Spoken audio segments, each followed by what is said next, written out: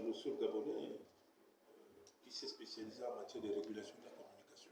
Et on aura certainement d'autres qui nous suivront. Mon sentiment, il est clair. J'en parle avec beaucoup de passion, parce qu'effectivement, je me rappelle qu'en 1994, après les accords de Paris, le président Pierre Marimon avait sillonné la France pour venir nous chercher pour bâtir le Conseil national de la communication. Je regrette que la HAC soit ce qu'il est devenu, pour une simple raison. N'attaquez pas les pauvres dirigeants actuels de la HAC, ce n'est pas de ça qu'il s'agit. Une institution de régulation est d'abord un organe technique. Ce n'est pas une instance politique. Or, quand vous regardez bien la dernière réforme de la HAC de 2023, à la veille de l'élection présidentielle, toutes les compétences ont été réunies. Il n'y a plus un seul professionnel que la profession peut élire. Il n'y a plus un seul. En Gondier, nous nous étions battus pour qu'on revienne à la constitution de 1991 qui donnait à la possibilité à l'instant de régulation à la profession d'élire 3 membres, 3 de ses membres. On s'est battu comme on a pu. On a quand même réussi à maintenir 2 élus par la profession. Au moins 2 élus par la profession. Aujourd'hui, le texte de 2023 a ruiné tous les espoirs de la profession, au point que les personnalités politiques se sont appropriées l'institution en nommant tous les membres. Et donc, naturellement, on va vers une politisation extrême d'un organe qui se veut un organe technique. La composition de la HAC, c'est assez surprenant quand vous la regardez. Il n'y a aucun spécialiste de nouvelles technologies de l'information et de la communication, donc de l'économie numérique. Alors que nous en sommes au cœur de cette grande mutation technologique. Il n'y a aucun ingénieur de son. Il n'y a aucun ingénieur de radio qui sont des spécialistes. Il n'y a aucun spécialiste du droit de la presse que moi j'enseigne aux enfants. Aucun spécialiste du droit de la presse. Quel instant de régulation peut être amené à apprécier des domaines aussi complexes si vous n'avez pas au moins un spécialiste par métier? Ce n'est pas possible. Ce n'est pas possible. Donc rien que même la composition de la HAC, dans un contexte de mutation rapide, pose quand même un problème de compétence et de la maîtrise de l'outil. Voilà les problèmes que nous soulevons, qui sont des problèmes extrêmement importants. Il y a également la question de la hiérarchisation des sanctions. Il faut bien mettre dans les textes qu'on ne peut pas partir d'une mise en demeure à un couperet, interdiction d'émettre. Ce n'est pas possible.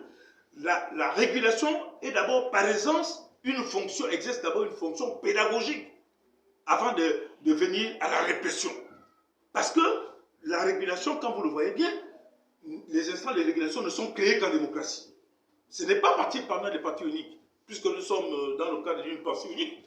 Donc c'est un organe qui est censé accompagner et appuyer la démocratie.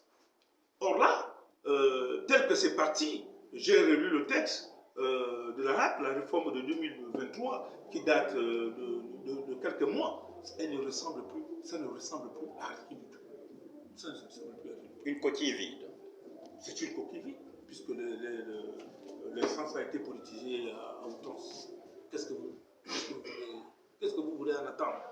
Le président Ali Bongo, dans son obsession de vouloir tout contrôler, a pris un autre texte, a pris un Gondier, qui fait que tout le monde est nommé. Il n'y a plus le regard, le recul nécessaire d'un professionnel qui serait là pour dire quand même à ceux qui ont été nommés par les politiques que notre profession ne s'exerce pas comme ça. Il y a ce qu'on appelle le devoir d'ingratitude. Mais ce devoir d'ingratitude ne peut être exercé que par des gens qui ont été élus par leur père et qui n'ont rien à voir avec les politiciens qui n'ont. Or là, il ne peut pas y avoir un devoir d'ingratitude dans la mesure où tout le monde a été nommé et attend leur reconduction automatique par ceux qui les ont nommés. Il y a beaucoup plus un devoir d'allégeance dans ces conditions. Les conditions qui ont été créées, ce sont les conditions d'un devoir d'allégeance et non les conditions d'un devoir d'ingratitude. La politisation de cette institution causerait alors un problème majeur. Bien sûr que dans le contexte africain, Il n'est pas toujours bien que les instances de régulation soient pratiquement jetées aux mains des acteurs politiques, qui eux-mêmes, j'étais d'ailleurs très surpris de voir qu'un candidat refuse de venir donner au peuple gabonais son bilan, au lieu que ça, la direction de campagne de M. Ali Bongo qui vient de s'excuser, c'est plutôt un conseiller de la RAC qui passe à la télévision pour présenter des excuses au nom du candidat Ali Bongo qui n'a pas respecté le peuple gabonais parce qu'il avait quand même un bilan à défendre auprès du peuple gabonais. Il avait des comptes à rendre au peuple gabonais. Ce n'était pas à la hâte de venir présenter des excuses au nom d'un candidat qui a refusé de venir s'adresser au peuple gabonais.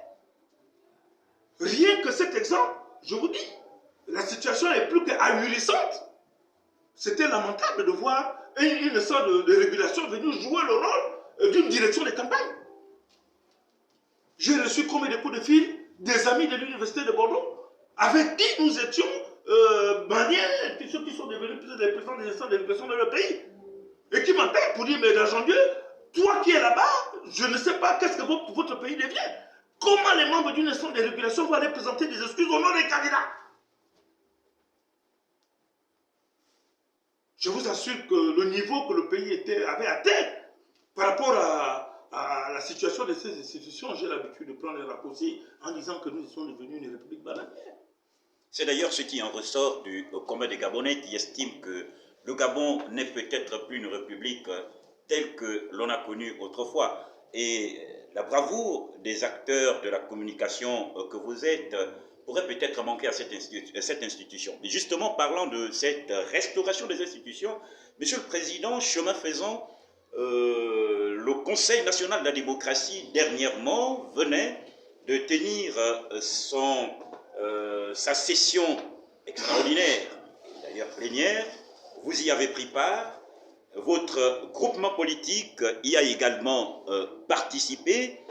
Et lors de ce déroulement, plusieurs travaux se sont déroulés, mais sauf que certaines sonnettes d'alarme pensent même peut-être que les institutions qui ont pu, le courant qui circule à travers la réforme institutionnelle devrait tout aussi toucher le Conseil national de la démocratie. Votre impression? Oui, mais aucune institution ne doit échapper aux réformes actuelles. Bien au contraire, le CND doit se saisir du contexte de la transition pour faire sa mutation à elle. Et c'est tout à fait normal.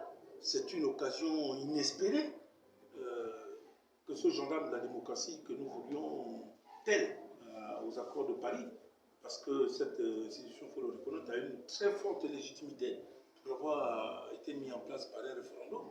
Donc le peuple gabonais a ratifié la naissance du Conseil national de la démocratie. On a tendance souvent à l'oublier. Donc ce n'est pas une institution qui est venue comme ça à être élue, mais qui malheureusement est limitée par le pouvoir consultatif que cette institution a. Bien sûr que le dernier texte qui date de 2023, que j'ai pris au journal officiel il y a quelques jours, donne au CND désormais la prérogative des premières instances de jugement des partis politiques, dans la mesure où ces décisions sont désormais imposables. Lorsqu'il y a des conflits au sein des partis politiques, bon, c'est une avancée quand même par rapport à ce pouvoir normatif qui vient de lui être donné.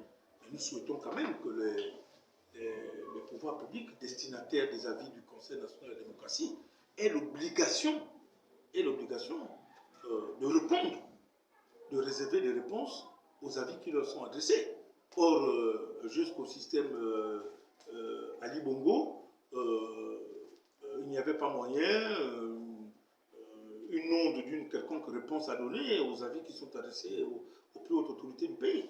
Alors que la réforme, par exemple, du Conseil économique et social que nous avons engagé en Gauthier, donnait justement l'obligation, faisait obligation aux autorités du pays de répondre aux attentes du Conseil économique et social. Ça devenait une obligation de donner des réponses aux avis du Conseil économique et social. Nous pensons que cette obligation également peut être faite en ce qui concerne le CND, pour que nous ayons quand même au moins l'appréciation que les autorités ont des propositions qui sont faites par les conseillers membres du CND.